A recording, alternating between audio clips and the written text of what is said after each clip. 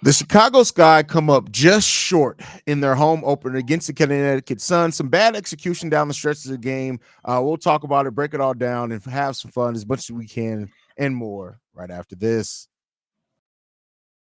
Welcome to Chicago Sky Central, and here's your host, Haize. What's going on, Sky fans? Welcome to another episode of Chicago Sky Central, your number one spot for everything Chicago Sky related. And this was a sucky loss, Stevo.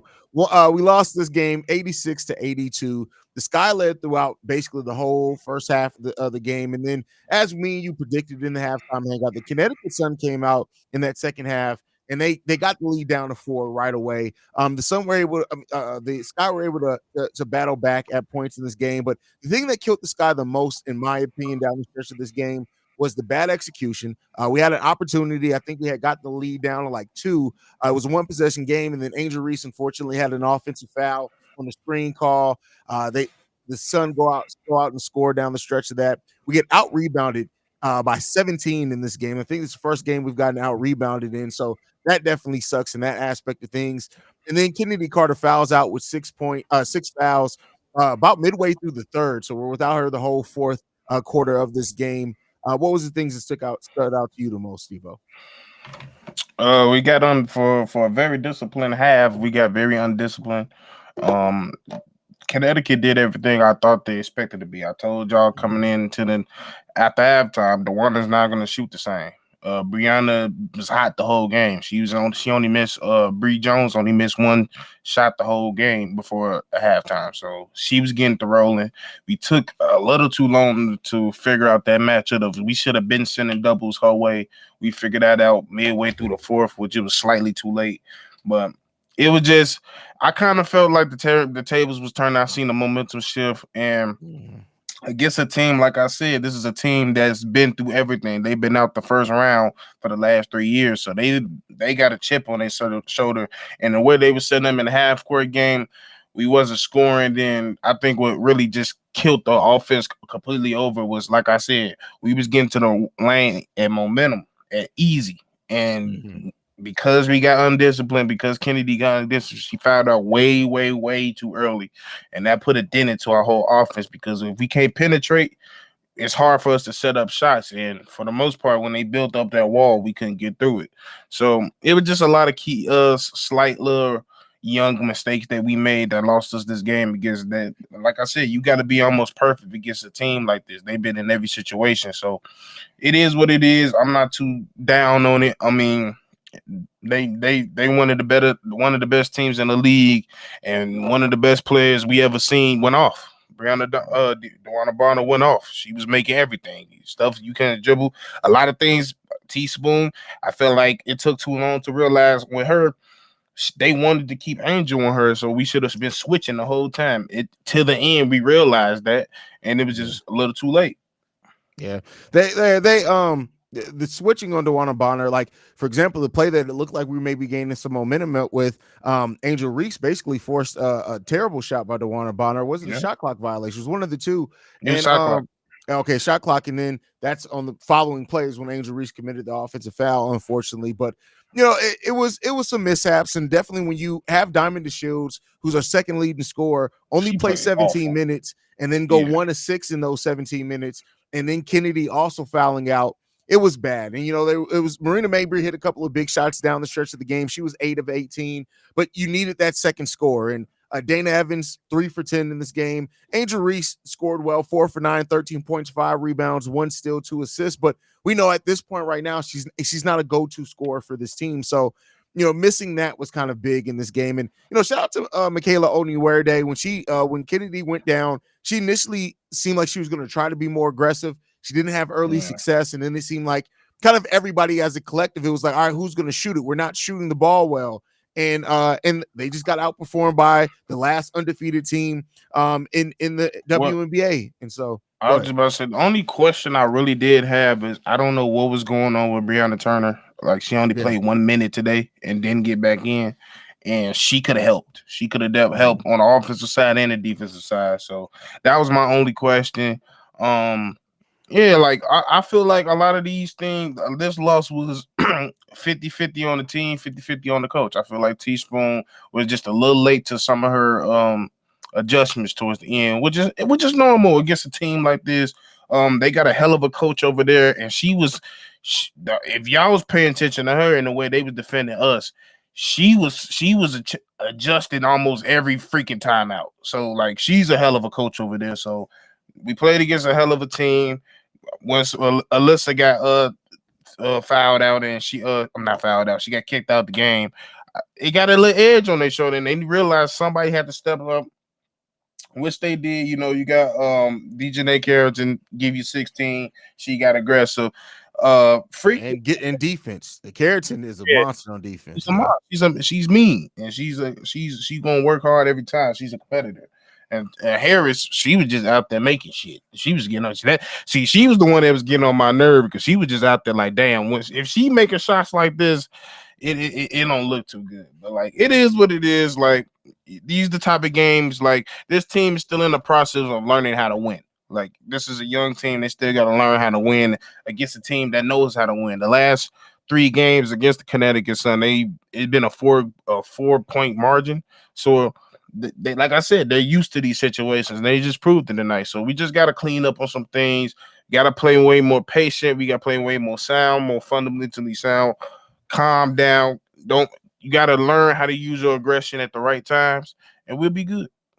Yeah, I mean, it's growing pains that are gonna come. It's gonna come with time. You're gonna lose close games when you're a young and fresh team, and they're gonna learn from this. I think also one thing that you could definitely tell in this game that the Sun were out to keep Angel Reese from changing the momentum of this game. She listen, Angel, we said it before. She's going to be frustrating people for a long, long time in this league.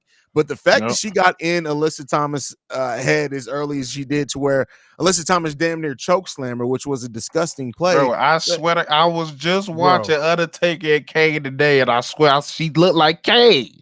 I was like, God damn. And she don't get mad like that.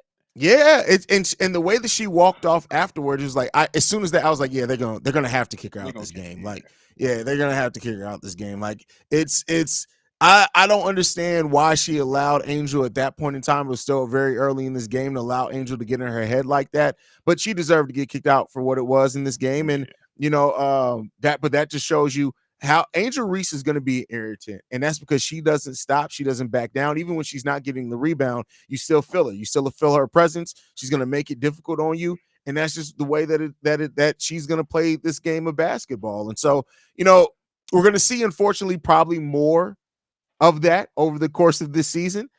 And shout out to Angel for, dealing with it. Like, I don't know if you saw her on the sideline. After that play, she sat down. She said, "That bitch messed up my eyelash, bro." That shit was so hilarious. Like, you got damn near chokeslam, and to see her say that bitch messed up my eyelash, I was like, "Well, goddamn." Bro, I saw that. I'm like, you worry about your eyelash? I'm thinking your little ass got a concussion. Is you okay first? But sure. Hey, Angel's a tough motherfucker, bro. That's all I can say on that one, man. Hey, but I'll tell you one thing. Try that shit with Camilla here. Now, see, that's where the enforcer's going to come in at. She going to send your ass back to the doggone gulag. Yeah, that's a fact. That's a fact. And then on the offensive foul, that was Carrington that she committed the offensive foul for. I don't know. Carrington kind of looked at her and clapped a little bit. It's like, all right, y'all getting that off now. We'll see y'all again. We'll see y'all again. That's all I can say on that one, man. For sure. It is what it is. Like, these are the type of games, like, I know a lot of people going be fans and be a little bit upset. I can't be upset to these games. Like, the fact that we're, like, compared to Dallas, this is even more contending team. Like, they're probably built more to win the championship in this case. So the fact that we keep going up against titles contenders and we're giving them hell, like, I can't be mad at it. Like, we lost by 4 points. I'm not tripping. Like, I'm almost excited to see what we're going to do against these lesser teams, because then it's just going to look fun at that point. Yeah, I mean, we're going through the trial by fire now. I mean, every team that we've played is a team that's competing for the WNBA finals. They're trying to get a championship this year. So we haven't had an easy game yet. And so we play the Storm on Tuesday. I wouldn't necessarily call that an easy game either. Now, It's I not. do. It's easier, I guess, so to say, as far as like Yeah. offensive firepower wise and what we face so far. But It's only easier because they still figuring out. Everybody on that team new, so yeah, that's a fact. that's the only reason why it's easier. But if they catch their stride, it's gonna be another hell of a game. Yeah. Yeah, it's gonna be. It's going. Listen, this is what you want to see your team go through at the beginning of the season. Losses like this, best believe whether Teresa Weatherspoon's gonna learn from it. They're gonna learn from it as a team. Everybody collectively is gonna learn how they need to better execute. And Kennedy Carter, for somebody who said that she understood, like she needed to calm down and things like this, I don't think none of her. It wasn't that she was playing out of control per se. This was a physical game, and so I think she's gonna learn. Like, I gotta pace myself. I gotta find a way to defend without, because her team needed her energy in the second half of this game. I'm not gonna necessarily say that we would have won if Kennedy wouldn't have fouled out, but it would have been, we would have scored a lot easier, Yeah, right? Would have put more pressure on them for sure. it'll been way more. It's what we way more difficult to guard when we have a guard that can get through the paint. There's nobody on that court. It's not gonna be too many people on the floor that can stop Kennedy in her first step. It's just not gonna happen. So when that happens, it opens everything's up for Marina. It opens things up for Dana. Dana, you need to be. You can't have a game like you had last game and not have a game like you got to clean up. You got to be a little bit more consistent, because there's a lot of times like you looking for that shot a little too much, and we know you can get to that rim. So like, and it's a lot of people on this team. Like even with Marina, there was times where I felt like she was just looking for the shot too much, and I would like her to get into that post. You've been working on that post game, so use it. Yeah, that's true. And the thing with Marina in her post game too is that, and I don't know how to say this other than sounding derogatory. I swear I don't mean it that way. But Marina is, see, I don't want to say this.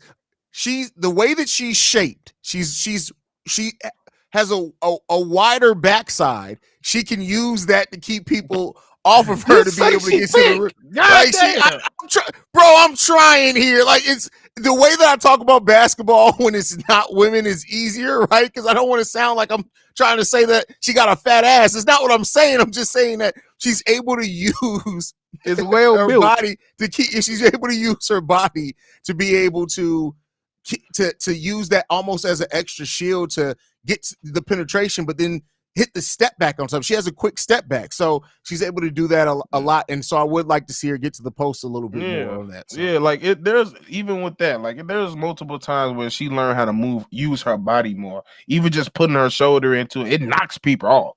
Like use them hips, use that backside, like you just said, use it. Like that's a part of the game that can just get them, because her shot is so fast. All she needs is a little space. So use what you got.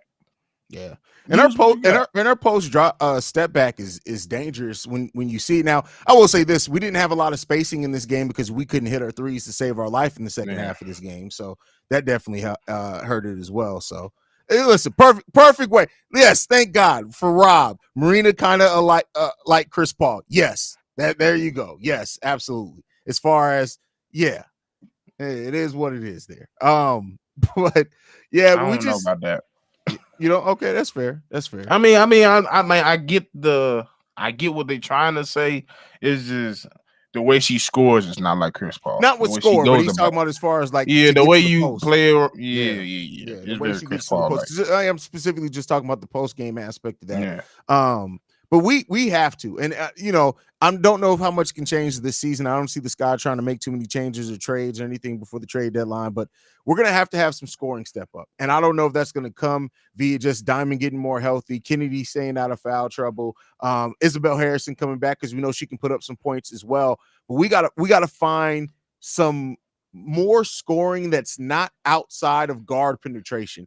We need some more back to the basket scoring. We need somebody who has some type of post moves to be able to score. And that's not a knock on either, because Elizabeth Williams can do it sometimes and Angel can do it sometimes as well. But we kind of need that a little bit more. And if Isabel Harrison ends up bringing that off the bench, that can help a lot. That's what I'm about to say. We just need Izzy back. Yeah, that's basically what it is. So. Like we really just like it. Even that's what was my thought process. That's when Kennedy got fouled out. I'm like, well, you did say if needed, I think there's a time when we need her. Just saying, like I just for 10 minutes, I think Isabel could have did a lot for this team. But hey, I get not want to rush her, so it is what it is.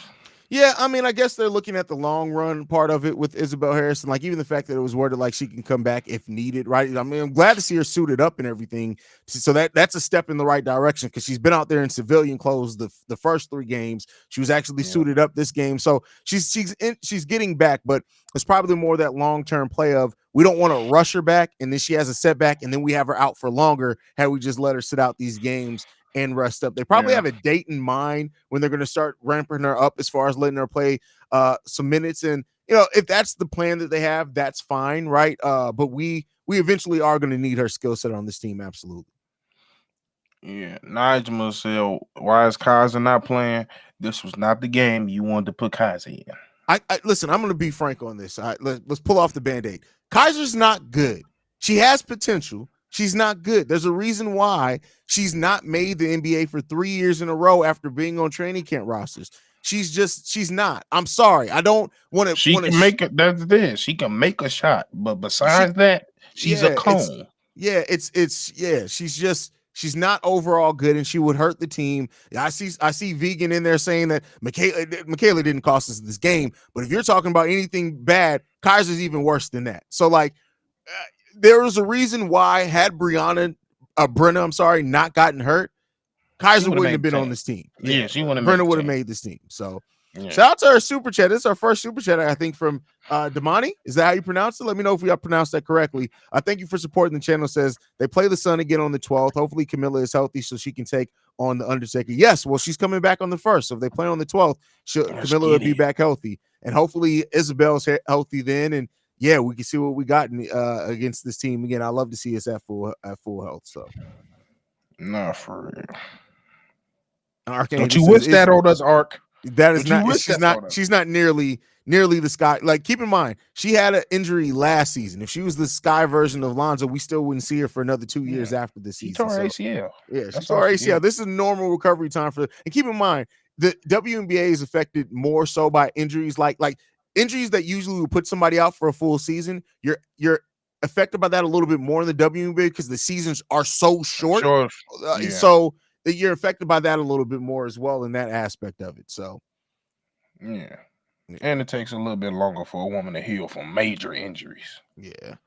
Bonner was hitting daggers. Yeah, listen, DeWanna Bonner. That's what she do. Yeah, that's what she do. Like Bonner is a beast. Like she honestly is just somebody that you can have perfect defense on DeWanna Bonner, and I've still seen her drain the shot like it's not a single bit of defense. That funky ass shot always get off, and it's always cash. Well, a KD built ass. That's what she play like. She just look like KD out there. She just pull up, but the difference is she be pulling up from the parking lot.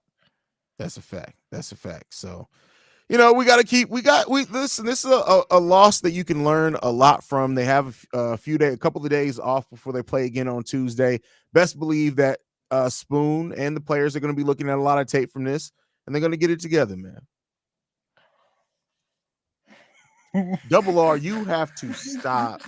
You have to stop. I'm not even going to read that. I can't read that comment. That's crazy. At least it wasn't crazy. At least it wasn't us this time. Man, Cloud says Angel was getting slammed to the ground 3 times in a row. They finally called her the 3rd time. Well, the first time she jumped up too early and came down and slipped, but she was able to get back. But yeah, but teams, you're gonna see that a lot more. Teams are gonna physically try to box out Angel to keep her from off the boards. And you're going to see that more so on the offensive boards as well because she's a beast on the offensive boards. She's still leading the WNBA in offensive rebounds. So you're going to see more and more physicality as teams start realizing how much Angel changes the momentum of the games. She may not always score and put up a bunch of points, but she changes the momentum of games. And so you're going to see more and more tough defense on her as the season goes on. Now, once Camilla comes back, you can only play so much tough defense when you got Camilla and her rim protection and rebounding out there as well. So we'll see what happens then, man. Another super chat we got in here from Quentin. Says Mabry needs to watch Chelsea Gray. No, Mabry is just fine being Mm-mm. Mabry. Yeah, no, Mabry's just fine being Mabry. Everybody can't be Chelsea Gray because Yeah, everybody don't have Chelsea Gray vision and definitely yeah. don't have Chelsea Gray passing. See, that's just she born with that. So like everybody, that's not something taught. She been like that since she was a Dookie. That's people. That's players that went to Duke. For people that don't know, I and didn't you know even I think. gotta clear. You got to clarify some things in today's world. You know, I didn't even think nothing of it. I knew right what you meant. That's crazy. That's funny. That's funny. Diligent says, I still love the way Sky played team ball and fight to the end. Sun is a great team. Yeah, listen, the yeah. Sky competed in this game. Like when you don't score for almost 3 minutes and you still only end up losing by 4, that shows that you're still competing. There's not a lot of teams with the shooting that the Sun have that would have been able to withstand a scoring drought like that and still maybe have been in a position to try to make this game interesting. So, Because you know, I'm gonna be petty. Y'all want to know what the Fever game score is? 83-64. listen, I don't feel bad at all. listen, and this isn't even just a Caitlin Clark thing. I did not expect the Fever to be this bad this early. Like, Why not? because Aaliyah Boston is an absolute dog, bro. She a dog, and they took the bone out of her mouth and gave it to That is Caitlin. true. That is true. Let's look. I want to look at this real quick. So, how many less shots is she averaging per game than last season? She's getting more shots. She had 10 shots per game last year. She's getting 10 and a half shots per game this year. She's shooting the ball, but she's shooting the ball 15% worse than what she was last season. But you got to pay attention to where she's getting the That's ball true. and when. They not playing through her versus when she's getting those shots is outside the rhythm of they've been playing through Caitlin all day. So they've been doing that high screen and roll. Then when she out the game, then they like, all right, Aaliyah, well, she ain't in rhythm. Because she for the last year, especially because in the Fever towards the end of the year, it wasn't like that at first. It took a while for them to completely switch over to playing through Aaliyah. Now that she got used to it, now everybody's trying to get used to playing with Caitlin. Yeah. And Caitlin can only play one way because she hasn't mastered the off-ball game yet, which she really desperately needs to. Yeah, I mean they're gonna have to figure out something there, man. I hope that they figure it out soon because figure it out after June 1st, but like I had higher hopes for that team. I like a lot of the players on that team, and you know how I feel. I've been trying to get the Indiana Fever Sky rivalry needs to be a thing for a very long time. So, but you know what their biggest thing is, and it's not even the team. I don't like that coach. That coach, the Indiana Fever coach, is not a good coach. Yeah. So I want them to get a real coach and watch their team actually look decent because when they play against quality defense and quality people that's gonna body you up, they're in shambles. They don't know what to do. And they need a point guard. They really need a point guard. Yeah, which they may get in this upcoming draft if they keep playing the way that they play, and I'll be pissed. But see, I don't know if that's gonna work because Paige is not a strictly pass first point guard. To be honest, I wouldn't even classify her as a point guard. She's really a 2. True. I mean, I guess we'll see. Hopefully, we don't see because I hope that's not. I ain't trying to deal with that shit. I don't want to deal with that, man. Come on, you talking about Paige and Caitlin on the same team? I don't need them to figure that shit out. I may have to trip somebody. Nah, she gonna have Caitlin Dougie in this shit. Nah, we don't need that to happen. Bro, like I said, once I found out that Paige's stepmom was black, it was like everything just makes so much sense. 100%. Yeah, 100%. Yeah. All right, man. Any last thoughts, man, before we get up out of here, brother? Hey, you win some, you lose some, but you live. You live to fight another day. Listen, I know this loss sucks, y'all, and I would have loved the Sky to be able to win this game, and with better execution down the stretch, even with Kennedy out, they could have won this game. But I think there's a lot to take away from. Like I said, the things that I said in the halftime hangout are still very much true. This team is still ahead of schedule. It's very much ahead of schedule.